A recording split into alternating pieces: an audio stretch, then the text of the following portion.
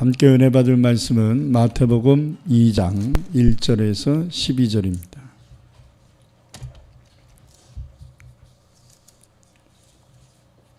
우리가 잘 아는 신약성경 맨 앞에 마태복음 2장 1절에서 12절입니다. 우리 다 같이 한 목소리를 합독해서 읽겠습니다. 헤롯 왕 때 예수께서 유대 베들레헴에서 나심에 동방으로부터 박사들이 예루살렘에 이르러 말하되 유대인의 왕으로 나시니가 어디 계시냐? 우리가 동방에서 그의 별을 보고 그에게 경배하러 왔노라 하니 헤롯 왕과 온 예루살렘이 듣고 소동한지라. 왕이 모든 대제사장과 백성과 서기관들을 모아 그리스도가 어디서 나겠느냐 물으니 이르되 유대 베들레헴이오니 이는 선지자로 이렇게 기록된 바 또 유대 땅 베들레헴아 너는 유대 고을 중에서 가장 작지 아니하도다. 내게서 한 다스리는 자가 나와서 내 백성 이스라엘의 목자가 되리라 하였음이니이다. 이에 헤롯이 가만히 박사들을 불러 별이 나타난 때를 자세히 묻고 베들레헴으로 보내며 이르되 가서 아기에 대하여 자세히 알아보고 쳤거든 내게 구하여 나도 가서 그에게 경배하게 하라. 박사들이 마왕의 말을 듣고 갈새 동방에서 보던 그 별이 문득 앞서 인도하여 가다가 아기 있는 곳 위에 머물러 서 있는지라. 그들이 별을 보고 매우 크게 기뻐하더라. 집에 들어가 아기와 그의 어머니 마리아가 함께 있는 것을 보고 엎드려 아기께 경배하고 도배합을 열어 황금과 유향과 모략을 예물로 드리니라. 그들은 꿈에 헤롯에게로 돌아가지 말라 지시하심을 받아 다른 길로 고국에 돌아가니라. 아멘. 하나님께 특별 찬양 드리겠습니다.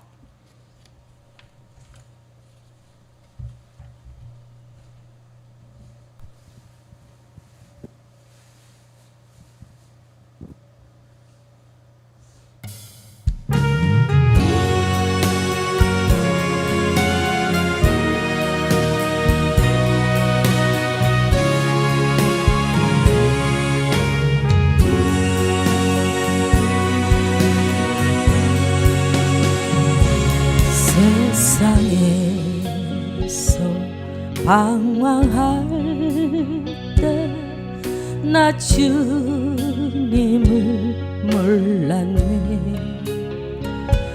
내 맘대로 고집하며 온갖 죄를 저질렀네. 예수여 이 죄인도 용서받을 수 있나요? 원래만도 못한 내가 용서받을 수 있나요? 많은 사람 찾아와서 나의 친구가 되어도 병든 몸과 상한 마음 위로받지 못했다오. 예수여 이 죄인이 불쌍히 여겨주소서. 의지할 것 없는 이 몸 위로받기 원합니다.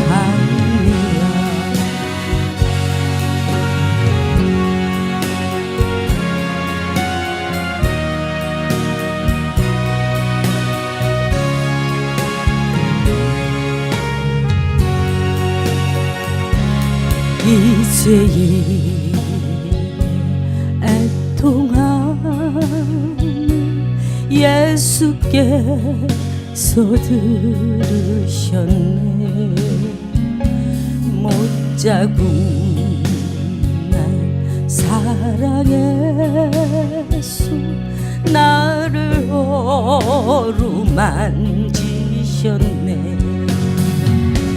내 주여 이제이니 다시 눈물 흘리니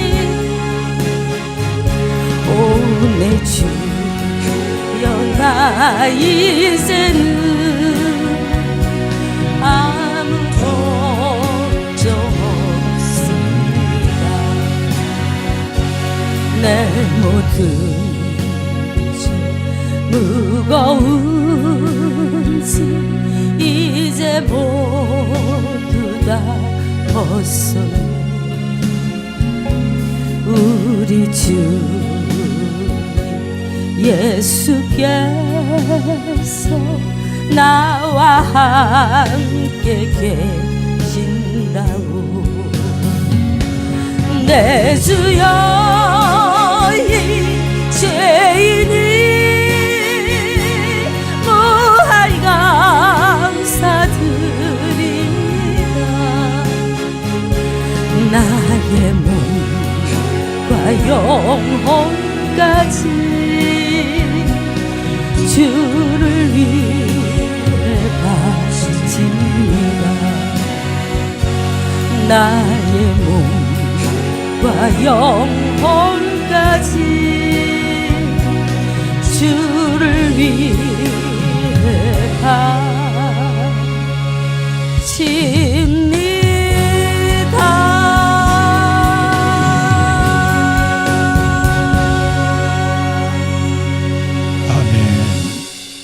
사랑의 주님 감사합니다. 오늘도 주님의 탄생을 사모하며 하나님이 주신 귀한 말씀을 듣기를 원합니다. 이 땅에 초림하신 예수님에 대한 말씀을 통하여 재림의 예수님을 사모할 수 있는 믿음을 주시고 주님 다시 오시는 그날까지 이 믿음 변치 않도록 우리를 말씀으로 견고케 하여 주옵소서. 예수님 이름으로 기도합니다. 아멘. 지난 주일에는 예수님이 이 땅에 오시기 위해 쓰임받았던 사람들에 대한 말씀을 드렸습니다. 예수님을 잉태한 동정녀 마리아가 있었고, 그리고 마리아를 보호해 주었던 그와 정혼한 요셉이라는 사람도 있었고, 그리고 마리아에게 동정녀인데 사내를 알지 못하는데 어떻게 아이를 임신할 수 있습니까? 이해하지 못하고 있는 마리아에게 하나님의 능력을 깨닫게 해준, 그래서 늙었지만 잉태하지 못했던 사가랴와 엘리사벳에게 요한이 잉태되는 이런 사건을 통해서 이들이 또한 쓰임받았다, 이렇게 말씀을 드렸습니다. 이들은 예수님이 이 땅에 탄생하시는 데 있어서 하나님께 쓰임받았던 사람들인데요, 이 일은 어느 날 갑자기 이루어진 것이 아니라 창세 때부터, 창세기 3장 15절에 있는 예언에서부터 수많은 선지자들이 예수님의 탄생에 대한 예언을 해왔던 것입니다. 수많은 선지자들이 예언한 말씀이 성취되는 것을 하나님은 참으로 다양한 방법으로 예수님 탄생 무렵에 계시해 주셨는데, 우리가 지난주에 들었던 요셉이라든지 또는 마리아라든지 또는 베들레헴 들판에 있었던 목자들이라든지 이런 사람들은 천사들을 직접 만나서 계시를 받잖아요. 그리고 요셉은 꿈을 통해서, 마리아는 환상을 통해서 계시를 받습니다. 이런 것들을 직접 계시다, 이렇게 표현합니다. 그런데 오늘 본문에 나오는 동방 박사는 천사가 말한 게 아니에요. 그들이 평상시에 연구하는 별을 통해서 메시아가 탄생했구나라는 것을 깨닫게 됩니다. 창세기 1장 14절 보면 하나님이 천지를 창조할 때 넷째 날에 해와 달과 별을 창조하셨는데, 그 해와 달과 별을 창조하실 때 이 해와 달과 별의 천체의 운행을 통하여 하나님이 이 땅에 살고 있는 사람들에게 해와 연을 얘기하는 거죠. 몇 년. 해와 달과 일, 연, 월, 일, 이것을 과학적인 방법으로 우리에게 말씀하셨습니다. 연월일이 생기게 될 것이다. 해와 달을 통해서 사실 지구의 자전과 그리고 달의 운행 그리고 태양계의 운행 이런 것을 통해서 지구 이 땅에 살고 있는 우리가 연월일이 생기지 않았습니까? 하나님 안 믿는 사람들은 이것을 통해서 이제 사주팔자를 보기도 하잖아요. 전혀 의미가 없진 않습니다. 왜냐하면 연월일만 생긴다고 하시는 게 아니라 그 하늘의 별들을 통하여 하나님이 징조를 주시겠다 이렇게 약속했습니다. 자, 창세기 1장 14절을 한번 보실까요?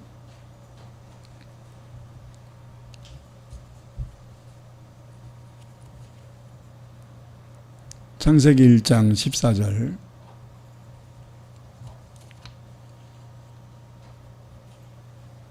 같이 읽겠습니다. 하나님이 이르시되 하늘의 궁창에 광명체들이 있어 낮과 밤을 나누게 하시고 그것들로 징조와 계절과 날과 해를 이루게 하라. 아멘. 맨 앞에 뭐예요? 사인. 그것들로 하여금 사인도 주시고 계절과 날과 해를 이루게 할 것이다. 이렇게 얘기했습니다. 그러니까 하늘의 넷째 날에 창조하신 별을 통하여 하나님이 계시하는 바가 있다는 거예요. 그걸 하나님 안 믿는 사람들은 비결이라든지 사주팔자 이런 것들을 통해서 통계적으로 추측을 해가는 것이거든요. 그리고 구약이 아니라 중국의 사사삼경에 보면 주역이라는 책이 있는데 이 주역이 천체를 연구하는 책입니다. 그래서 이 주역이라는 책을 통해서 점치는 자들이 국가의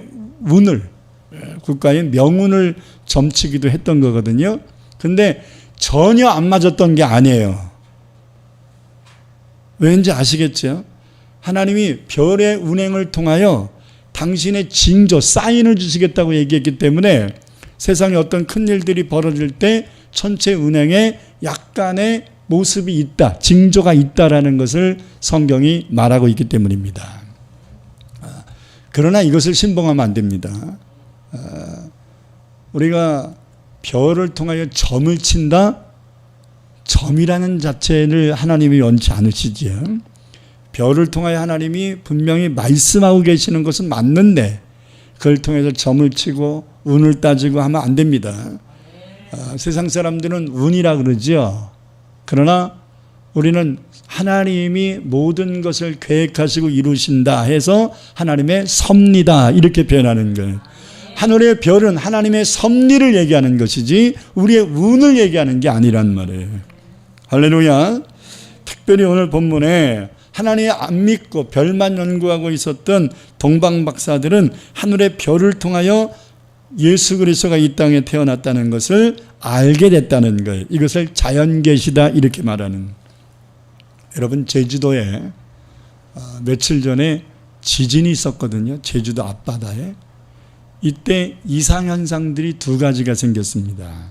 하나는 떼구름이 갑자기 생겼어요. 근데 그 떼구름이 쫙 생기면서 가운데는 멀쩡했어요. 이게 구름을 통하여 지진이 있을 것이라는 징조입니다. 아멘. 두 번째는 새들이 그냥 막 동시에 날아가 버렸어요. 새들은 초음파가 있기 때문에 지진의 징조를 안 거예요. 자, 우리는 초음파를 모르죠. 지진계라는 과학적인 것을 통해서 알게 되잖아요. 근데 이 과학이 없어도 떼구름을 통해서 또는 새들이 집단으로 이동하는 것을 통해서 지금 이 땅에 무슨 일이 생기는구나라는 것을 직감할 수 있다는 이런 것들을 자연계시다 이렇게 얘기하는 거예요. 그냥 일반의 별이 아니에요. 이따가도 말씀드리겠지만 동방 박사가 이상한 별을 본 거예요. 이건 징조다. 하늘의 징조다라는 걸 깨달은 거예요. 오늘 본문 말씀은 동방박사들이 하늘의 별을 통하여 이 징조가 있음을 알고 예수님의 탄생을 알게 되어서 예루살렘으로 가서 경배를 한 것에 대하여 말씀하는데, 실제적으로는 예루살렘이 아니라 베들레헴으로 간 것이지요. 다 같이 본문 1절 2절을 읽겠습니다. 헤롯 왕 때에 예수께서 유대 베들레헴에서 나심에 동방으로부터 박사들이 예루살렘에 이르러 말하되 유대인의 왕으로 나시니가 어디 계시냐? 우리가 동방에서 그의 별을 보고 그에게 경배하러 왔노라. 여기서 우리는 6가지 내용을 좀 짚고 넘어가야 됩니다. 첫째, 예수님의 탄생은 성경에만 기록된 게 아니라 역사적 사건이라는 사실이에요.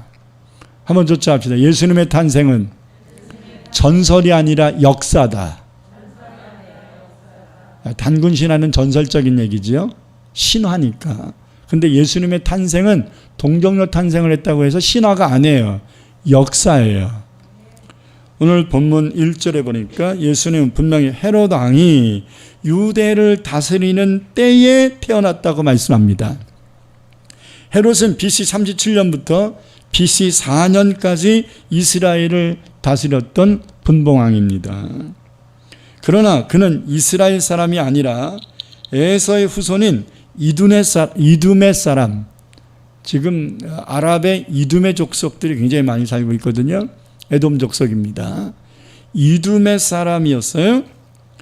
유대인들이 가증하게 여기는 이방인이 어떻게 유대인들을 다스리는, 이스라엘 다스리는 왕이 됐냐면 순전히 그의 아버지 안티파테스라는 사람의 정치력이 있었고, 그것으로 인해서 24살밖에 안 됐던 이 헤롯이 로마의 권력을 힘입고 이두메의 총독 역할을 하고 있었던 아버지 안티파테스의 힘을 입어서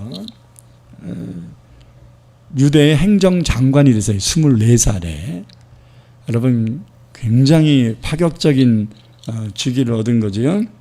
이건 순전히 아버지의 권세 때문에 24살, 25살밖에 안 된 그 젊은 나이에 갈릴리 지역의 총독이 됐고요.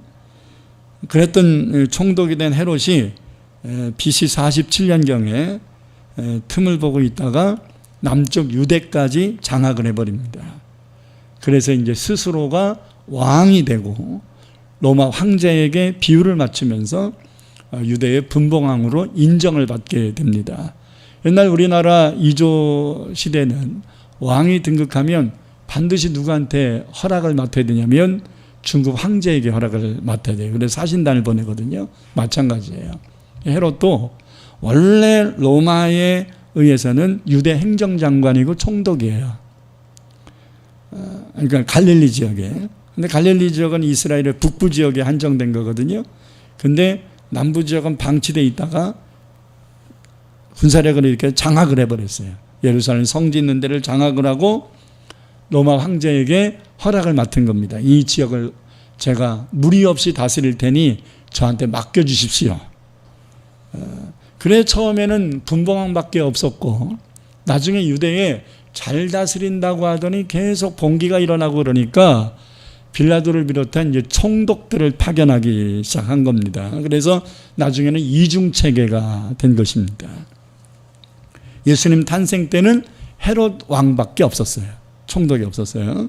시리아 쪽에 총독이 있어서 이제 협조 관계였죠. 그런데 예수님이 십자가를 지실 상황에서는 유대의 총독이 파견되어 있는 상황이 된 겁니다. 그래서 그는 로마 제국으로부터 자기의 자리를 지키기 위해서 이스라엘 백성들에게 과중한 생금을 징수하기도 했고요. 로마 제국의 비율을 맞추기 위해서 백성들을 동원해서 황제가 좋아하는 건축 사업들. 당시 로마 황제들은 신도시를 만들어내면 원형 경기장을 만들고 이게 로마식 건물들이죠. 그리고 극장을 만들고 기념비를 만들고 황제를 우상시하기 위한 이제 제단을 만들고 성체를 만들고 막 이런 거거든요. 이런 일에 굉장히 전심전력해서 황제의 인정을 받게 되었습니다. 근데 로마 황제에게는 인정받았는데 유대인들에게는 굉장히 지금 이 헤롯은 죽일 놈이 된 거죠. 왜?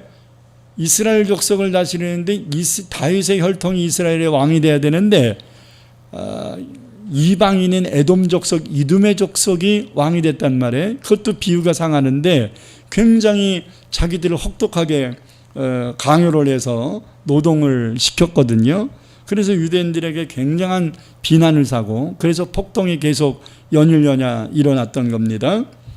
근데 이 정치력이 뛰어난 이 헤롯은 이 유대인들의 환심을 사기 위해서 무너져서 없어져 버린 예루살렘 성전의 지성소만 회복시키는데 황금으로 도금을 시키면서 46년 동안 예루살렘 성전을 재건했던 겁니다. 그래서 이것을 헤롯 성전이라고 그러는데 AD 70년에 로마의 나중에 황제가 된 티토스 장군에 의해서 완전히 함락이 되어버렸죠. 어쨌든 간에 46년 동안 제3성전으로 일컬어지는 헤롯 성전을 재건시킴으로 말미암아 유대 백성들에게 부분적으로만 긍정적 평가를 받기도 했던 입지적 인물이고요. 그는 자기의 증손자까지 유대를 다스리는 왕으로서 이런 대를 이었습니다. 그런데 4대로 끝나버렸습니다. 예수님의 탄생은 헤롯이 죽는 해였던 BC 4년입니다. 예수님이 탄생하신 후에 이 헤롯은 죽었어요. 누가복음 2장 1, 2절을 보면 이 예수님의 탄생의 시기에 대한 역사적 사건들이 더 자세합니다. 로마서 2장 1, 2절을 보겠습니다. 그때에 가이사 아구스도, 옥타비아누스를 얘기하는 거예요. 가이사 아구스도가 영을 내려 천하로 다 호적하라 하였으니, 이 호적은 구레뇨가 수리아, 지금 시리아죠. 시리아의 총독이었던 구레뇨가 총독되었을 때 처음 한 것이라. 호적을 하라고 한 것이 두 번이 있었는데 첫 번째 호적하라 한 그때다, 이렇게 얘기한 거예요. 이것은 여러분 로마의 역사, 유대 역사에 자세히 기록되어 있는 사건입니다. 이 호적 사건은. 그러므로 호적하러 요셉과 마리아가 베들레헴으로 갔다가 예수님 탄생하신 거 아닙니까? 그러면 그 시기는 어느 정도 나오지요. 아멘. 네. 그러니까 예수님의 탄생은 막연하게 된 것이 아니라 분명히 AD 4년경에 일어났던 역사적 사건이다 라고 볼 수 있습니다. 왜 BC 4년이라고 단정해야 되느냐? 헤롯 대왕 때 탄생했는데 헤롯이 BC 4년에 죽었거든요. 그러니까 그 이유는 있을 수 없는 거예요. 그러므로 예수님의 탄생은 전설이나 가설이 아니라 역사적 사실임을 믿으시길 바랍니다. 자, 두 번째로 동방박사들이 찾아와서 예수님을 경배했다 그랬는데 도대체 동방이 어디냐라는 것을 우리는 알아야 합니다. 동방이라는 단어는 헬라어로 아나톨레라고 되어 있습니다. 해 뜨는 곳이라는 뜻이거든요. 그러니까 동쪽에서 해 뜨지 서쪽에서 해 뜨면 안 되잖아요. 그래서 해 뜨는 곳이 동방이에요. 동쪽 나라를, 아나톨레라는 것은 동쪽 나라를 얘기하는 건데, 이스라엘의 예루살렘 베들레헴의 입장에서 동쪽이면 가깝게는 아라비아를 의미할 수 있고, 좀 더 가면 이란, 이라크 지역을 얘기할 수 있고, 조금 더 가면 인도 북부 지역을 파키스탄이라든지 이런 데를 의미할 수 있습니다.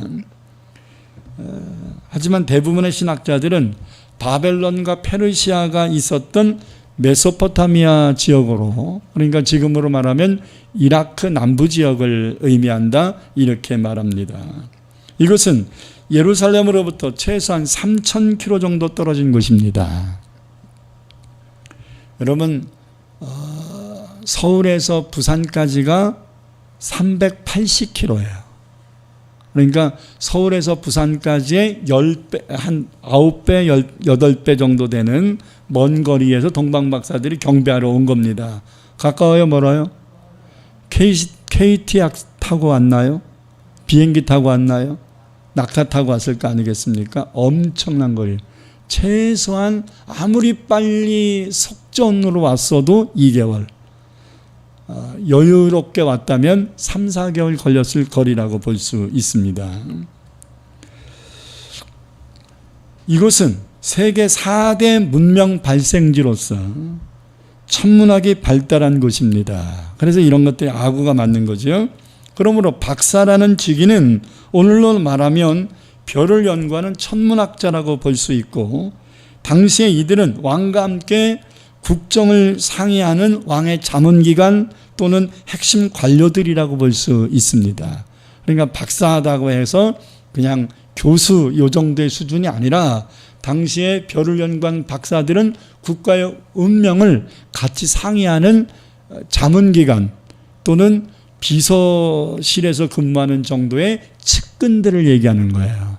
이런 사람들을 박사다라고 표현하고, 다니엘서 2장에 보면 다니엘도 바벨로니아의 박사 무리에 들어있다가 총리가 된 겁니다.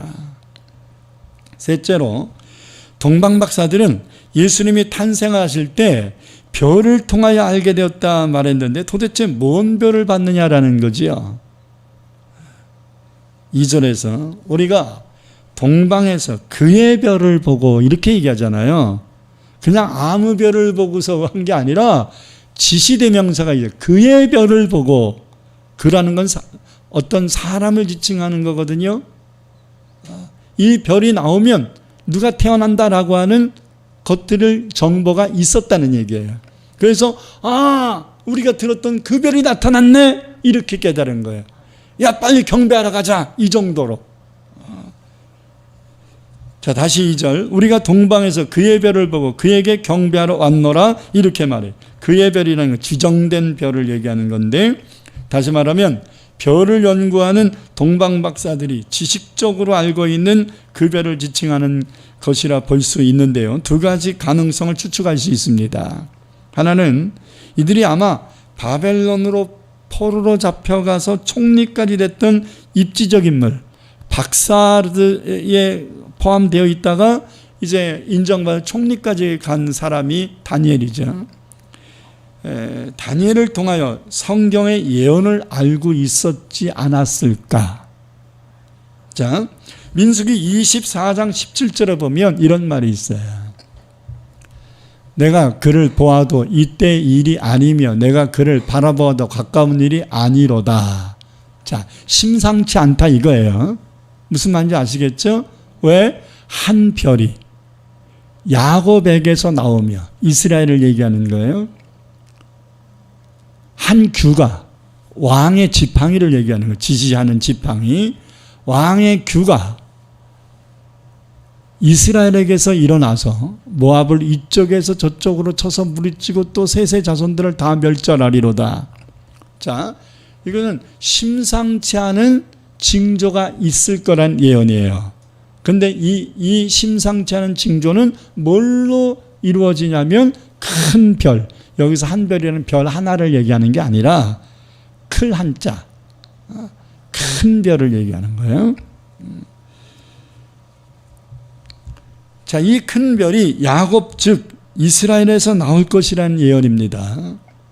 이 큰 별은 큰 홀, 즉 큰 왕이 될 것이라고 예언했습니다.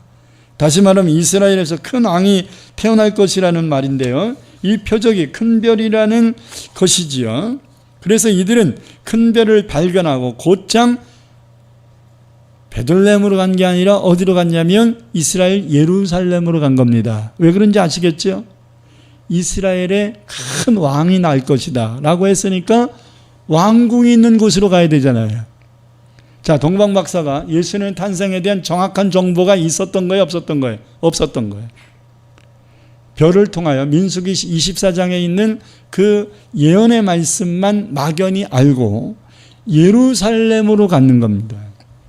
아마 이 신학자들의 추정이 맞을 것 같습니다. 왜? 예루살렘으로 직행을 한 이유가 뭐냐는 거예요.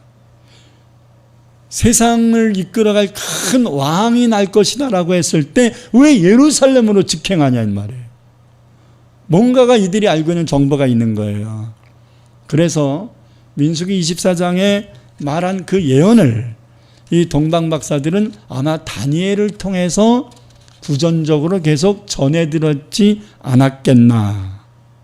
별들을 연구하는 사람들끼리는. 그래서 동방으로부터 박사들이 예루살렘에 이르러 말하되 유대인으로 왕으로 나시니가 어디 계시냐. 우리가 동방에서 그의 별을 보고 그에게 경배하러 왔노라. 아멘.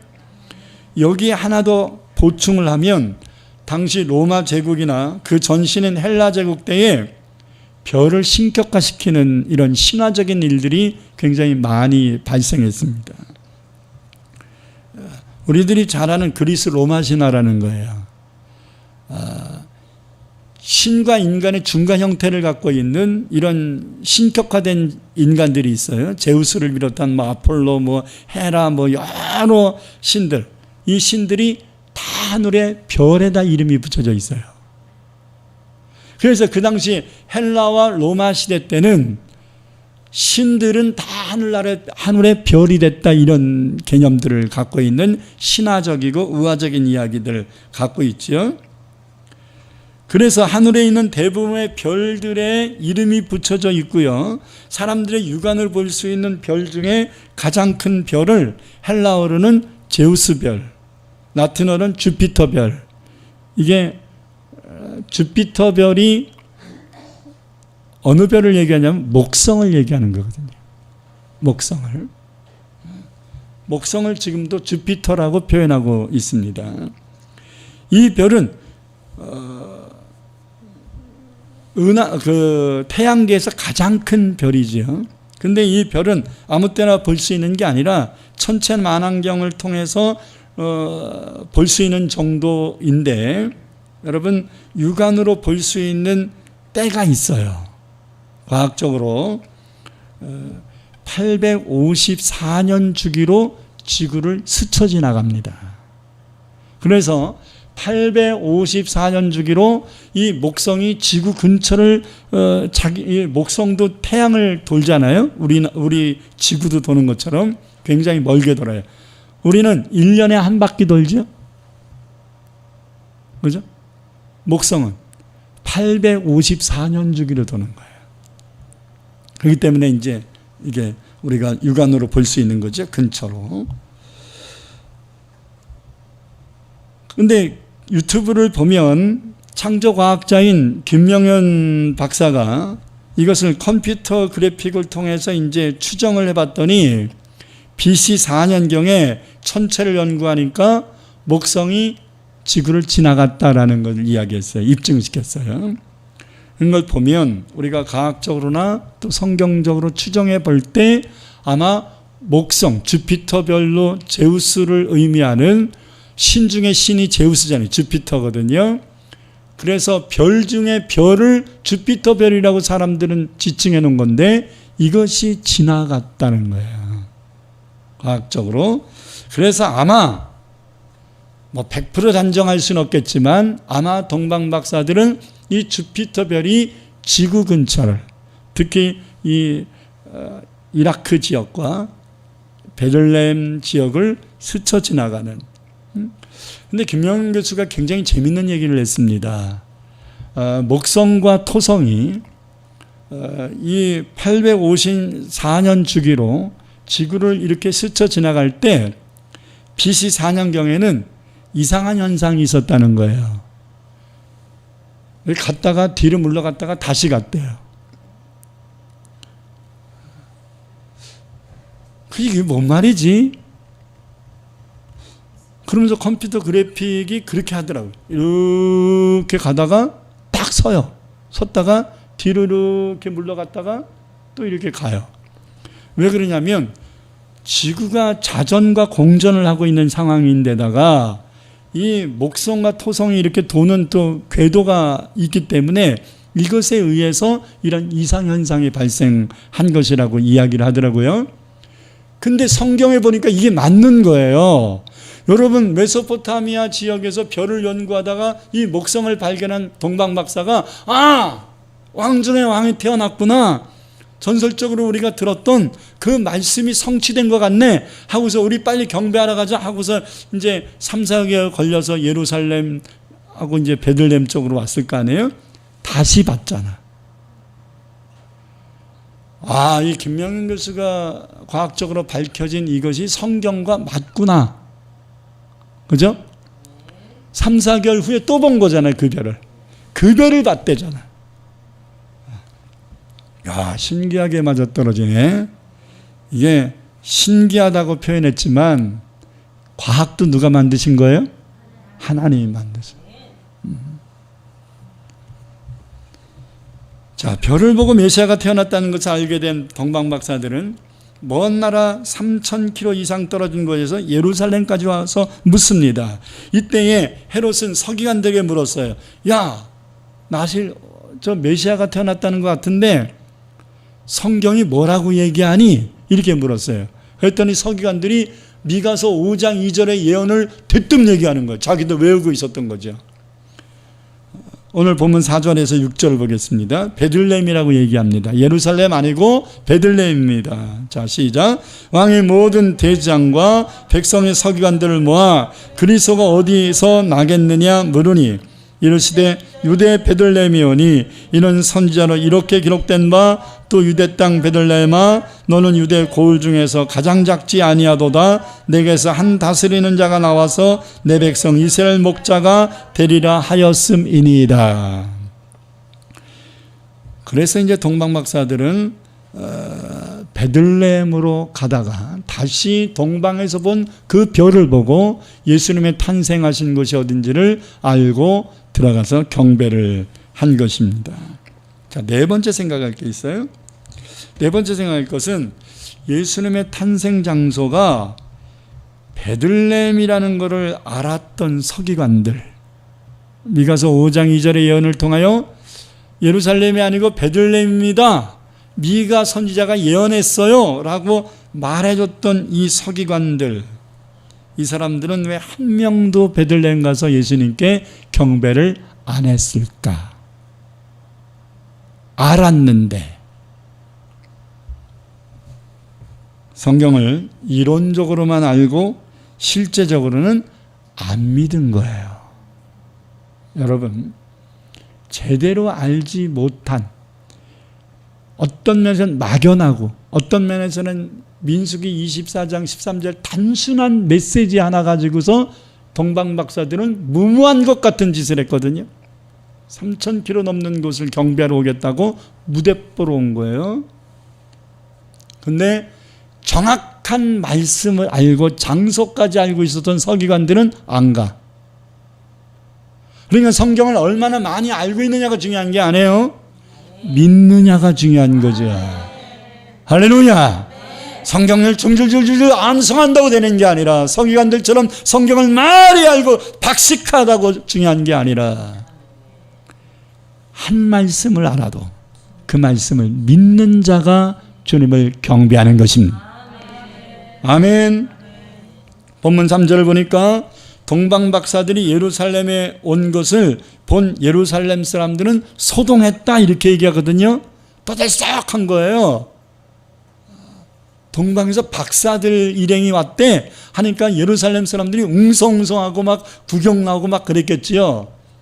옛날 우리 어렸을 때 흑인들만 지나가도 다 구경했거든요. 제가 용산중학교 다닐 때 미팔군이 있었어요.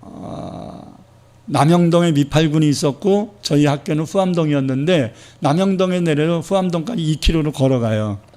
차비 아끼느라고. 그러면 장교들, 하사관들 이런 사람들이 정장을 입고 이 그 미팔군 벽을 이렇게 타고서 이제 자기 들어가는 진입로를 이렇게 가게 되는데 가다 보면 외국인들 보면 알지도 못하는 이런 그 이제 중학교 1학년이 무슨 영어를 알겠어요? 요즘은 뭐 중학교 1학년만 돼도 웬만한 애아들을 막 하는데 그때는 이제 굿모닝 뭐 쪼끄레 기브미 뭐 이런 거밖에 몰라가지고 영어 단어는 딸리지만 외국 사람들 보는 게 신기하니까 말하고 싶어갖고 짜라락 쫓아가가지고 굿모닝 막 그래요. 그러면 돈을 줘요. 그래서 그때 100원짜리 동전이 처음 나왔을 때인데 100원짜리 동전도 받아보고 1000원짜리 지폐도 받아봤어요.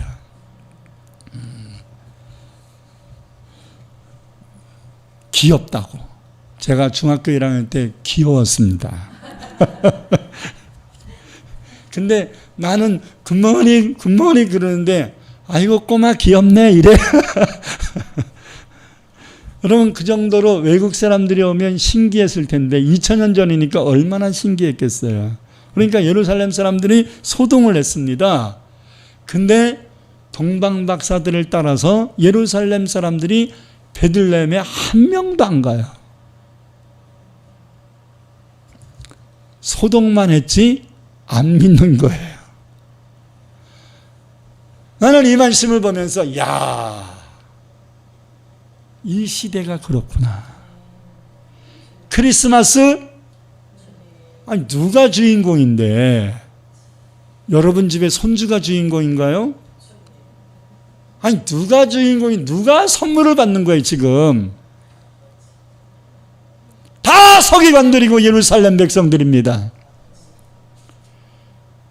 성탄절은 예수님의 탄생을 기념하고 축하하는 날이지 우리가 즐기는 날이 아니에요.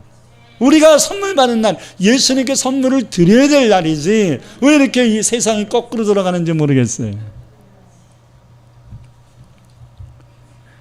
7절 보니까 헤롯 왕도 동방박사들을 베들레헴으로 보내면서 자기도 경배하려고 하니까 아기를 보면 다시 와서 자기에게 말해달라고 했어요. 근데 이 헤롯의 마음은 자기의 경쟁자인 이 아기 예수를 죽이려고 한 거지 경배하려고 한 게 아니에요.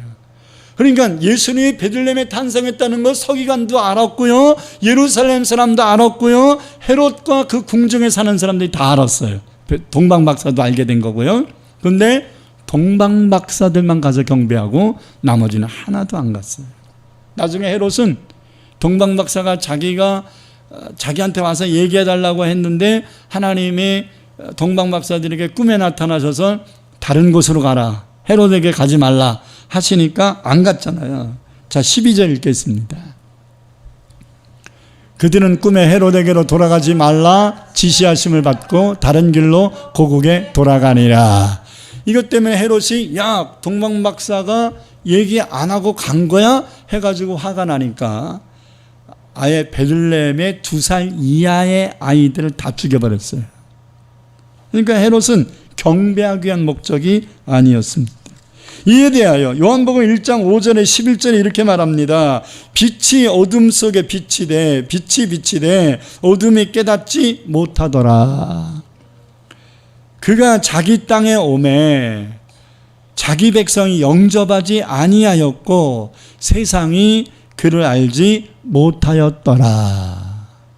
아멘. 자, 5번째로 동방박사가 아기 예수께 경배한 것은 우리가 아는 것처럼 마구간이 아닙니다. 그림 준비됐나요? 준비 안 됐어요? 네. 우리가 성화 그림들을 볼 때마다 마구간에 아기 예수와 마리아가 있고 동방박사들이 와서 경배하는 그림들이 있는데 다 잘못된 그림입니다. 제가 지난주에도 약간 언급했죠. 동방박사들은 마구간이 아니라 집에 들어가 경배했다고 누가복음 2장 16절에 말합니다. 자, 누가복음 2장 16절에는 목자들이 마구간에 가서 예수님을 경배한 거고요. 동방박사들은 마태복음 2장 11절 보겠습니다. 마태복음 2장 11절 시작. 집에 들어가 아기와 그의 어머니 마리아가 함께 있는 것을 보고 엎드려 아기께 경배하고. 자, 어디 들어갔다고요? 마구간이 아니잖아요. 집에 들어갔다 이렇게 얘기합니다. 그러니까 우리들이 늘 봐왔던 마구간에 있는 아기 예수를 경배하는 사람들의 성화는 동방박사들이 빠지고 목자들이 경배하는 것만 그렸어야 되는 거예요. 어떻게 누가복음에 있는 말씀만 가지고 마태복음에 있는 말씀을 안 읽고 그림을 그렸을까? 성화를 그리려면 성경을 알고 그래야지. 성경을. 그러니까 예수님을 경배하는 그림이 마국간의 그림은 목자들이 경배하는 것이 돼야 되고 집에서 경배하는 그림은 동방박사들이 경배하는 그림을 그렸어야 맞는 것입니다. 여러분, 오이케노스라는 단어는 사람들이 살고 있는 살림집을 얘기하는 거예요. 집에 들어가 할 때 오이케노스를 얘기합니다. 마국간이 아닙니다. 왜 마국간에 있던 아기 예수가 동방박사들이 경배하러 왔을 때는 집에 있었는가에 대하여 몇 가지 추정을 해볼 수 있는데 그중 가장 유력한 것은 베들레헴 들판에서 천사를 만나 탄생 소식을 듣고 예수님을 찾아 경배한 목자들이 경배한 후에 예수님이 마국간에 말들이 밥 먹는 밥통인 구유에 있는 것을 보고 이들이 그냥 있을 수 없었을 것이다. 왜? 다른 사람들은 몰라도 목자들은 천사들을 통해서 아기 예수가 하나님께 영광이여 땅에는 평하고 온 세상에 미칠 큰 기쁨의 소식이라는 걸 이들은 알았거든요. 천사들을 통해서. 그러면 아기 예수가 구유에 있는 것이 표적이기 때문에 저분이 아기 예수구나, 저분이 메시아구나라는 걸 알고 경배했지만 경배한 후에는 이분이 메시아라는 걸 알았는데 말밥통에다 그냥 놔둬요? 그건 안 되잖아요. 그래서 목자들이 최소한 자기 집으로 모시지 않았겠는가, 이렇게 추정하는 겁니다. 자, 마지막 6번째로 예수님을 경배한 동방박사는 세 사람이 아닙니다. 이 또한 성화 그림의 문제 제기를 해야 됩니다. 조금 아까 읽은 본문 11절에서 동방박사들이 아기 예수께 경배하며 드린 예물이 세 가지였습니다. 예물이 세 가지지 사람이 세 명이었다는 말이 없어요. 아시겠지요?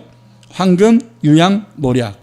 그런데 성경은 이 세 가지 예물을 동방박사들이 하나씩 들고 왔다 이렇게 말하지 않고 이들이 보배합을 열어 황금과 유향과 모략을 아기 예수께 드리니라 이렇게 얘기했단 말이에요.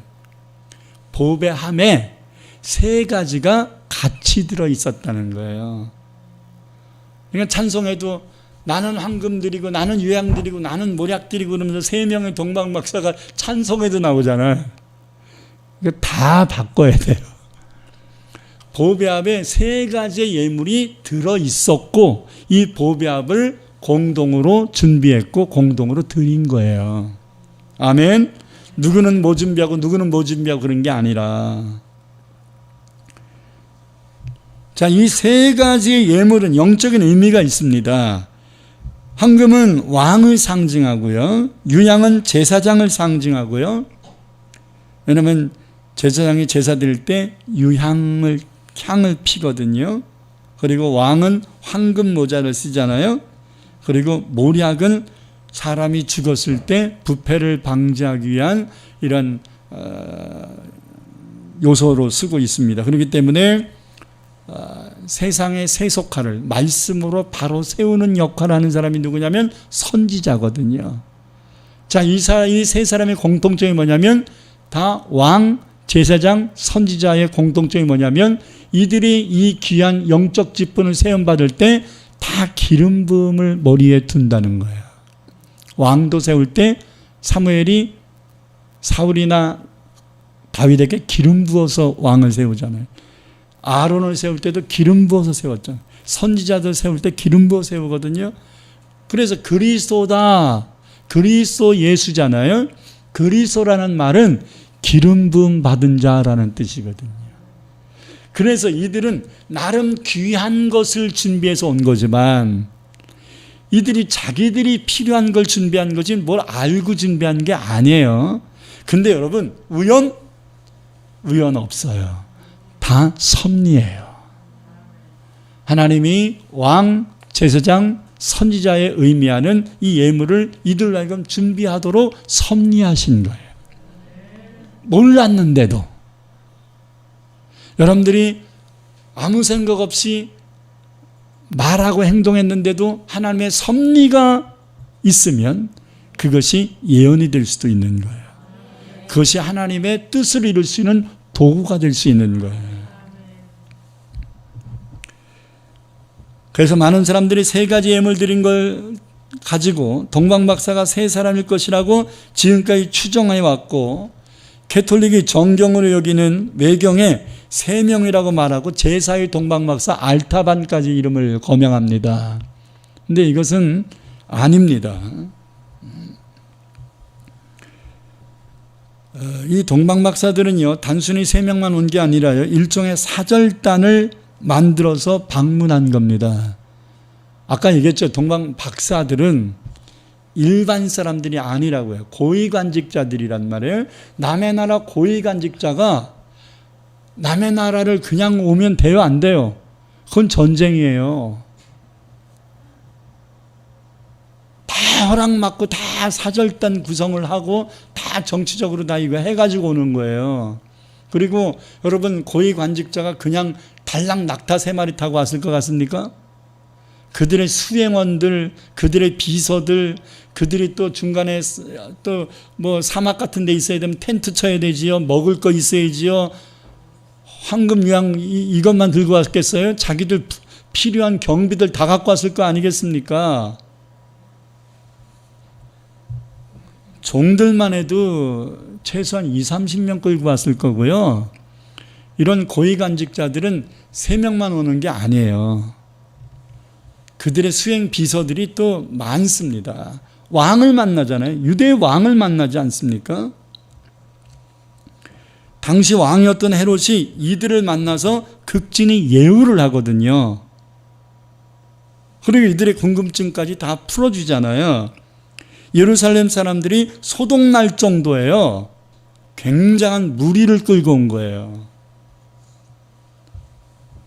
예수님의 탄생에 대하여 우리가 지금까지 막연하게 알고 있었던 것들이 있다면 이제는 바로 알고 믿어야 합니다.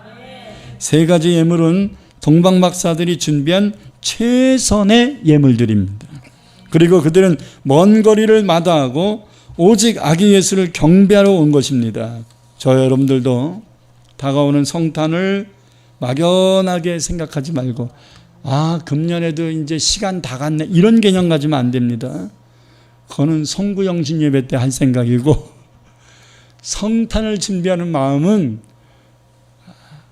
아유 이제 일주일밖에 안 남았네, 이런 개념을 갖지 말고 예수님이 우리를 위하여 이 세상에 오신 이 거룩한 성 이름을 우리는 인식하고, 우리도 며칠 남지 않아 한 5일 남짓 남았는데 그 시간 속에서 우리는 예수님이 우리를 위해 이 땅에 오신 것에 대하여 사모하는 마음을 갖고 동방박사들처럼 최선을 다해야 합니다. 어쩌면 동방박사들은 생명 걸은 거 아닙니까? 맞는지 틀린지도 모르는 사실 가지고 이들은 굉장한 모험을 한 거거든요. 우리가 동방박사처럼 그렇게 하지는 못한다 할지라도 이유와 핑계 대지 말고 어떤 환경 속에서도 오직 예수님을 생각해야 합니다. 어려운 가운데도 최선을 다하는 예물을 준비하기를 바랍니다. 최소한 자식이나 손주들에게 성탄 선물 주는 이상은 주님께 드리세요. 아멘. 그래야 되지 않을까요? 돈이 문제가 아니라 최소한 나만의 예물을 드리지 말고 동방박사들의 공동의 이름으로 예수님께 경배한 것처럼 여러분들의 가정이 나오면 금상첨화지만 만약에 나오지 못한다 할지라도 여러분의 가족의 이름으로 예물을 드릴 수 있기를 바랍니다. 결론을 맺겠습니다. 오늘날 예수님이 왜 이 땅에 오셨는지를 모르는 사람들이 너무나 많아요.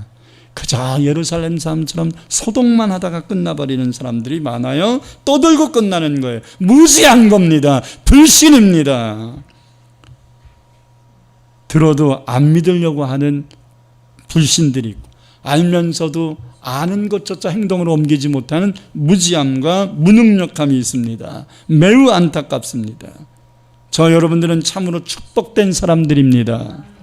동방 박사들처럼 제대로 알고 믿었다는 거예요. 많이 알지는 자세히 알지는 못한다 할지라도 아는 만큼을 가지고라도 주님의 탄생을 감사함으로 준비하고 예배하고 찬양할 수 있기를 바랍니다. 이번 성탄절 때 큰 행사는 할 수 없지만 조촐하게 몇 가지 순서를 첨가해서 할 것입니다. 동참하는 분들이나 그것을 함께 예배하는 모든 분들이 동방박사가 아기 예수를 경배하는 그 마음 가지고 모두가 한 마음 될 수 있기를 축원합니다. 목자들이 하나님께 영광을 돌리고 찬양했던 것처럼 우리들은 반드시 예수님이 이 땅에 왜 오셨는지를 바로 알아 경배하고 예배하는 것은 하나님의 은혜고 우리의 믿음의 고백인 것입니다. 다가오는 성탄 예배는 가족들이 함께 동참할 수 있기를 최선을 다해서 기도하고 권면할 수 있기를 바랍니다. 하나님께서 여러분들의 예배를 기뻐 받으실 줄 믿습니다. 기도하십시다. 동방박사들은 먼 곳에서 예수님을 위하여 예물을 준비하며 그 모진 고생을 다해가며 경배하러 찾아왔습니다. 여러분들은 성탄을 어떻게 준비할 겁니까? 여러분들은 어떤 마음 가지고 주님을 경배할 것입니까? 두 손을 가슴에 얹고 지금까지 내가 성탄절을 헛되이 보낸 적이 너무나 많습니다. 막연하게 행사성으로 한 적이 많습니다. 주님, 동방박사들처럼 우리의 마음과 예물이 준비되어져서 드려지는 참된 경배가 되게 해달라고 기도하십시다. 주여, 할렐루야. 나의 아버지 하나님 감사합니다. 오늘도 우리께 주신, 우리에게 주신 귀한 생명의 말씀을 마음에 담습니다.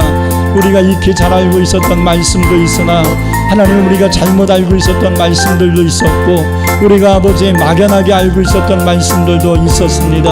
오늘 말씀을 통하여 깨닫게 하시오니 감사합니다. 이제 아버지, 우리가 바른 성탄을 준비해야 되겠습니다. 동방박사들처럼 목자들처럼 바른 성탄을 준비할 수 있는 자들 되어서 주님께 이 땅에 우리의 죄와 허물을 사하기 위하여, 우리를 구원하기 위하여 이 땅에 성육신하여 탄생하신 예수님의 그 탄생을 감사하며 찬양하며 예배하며 축하하며 하나님 앞에 영광 돌릴 수 있도록 우리의 마음을 준비시켜 주시옵소서.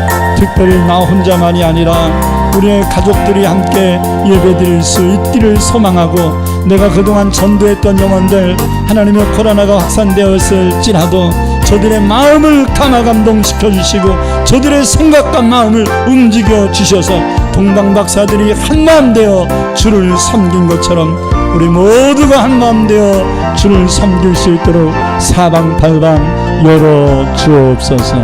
예수님 이름으로 기도합니다. 아멘.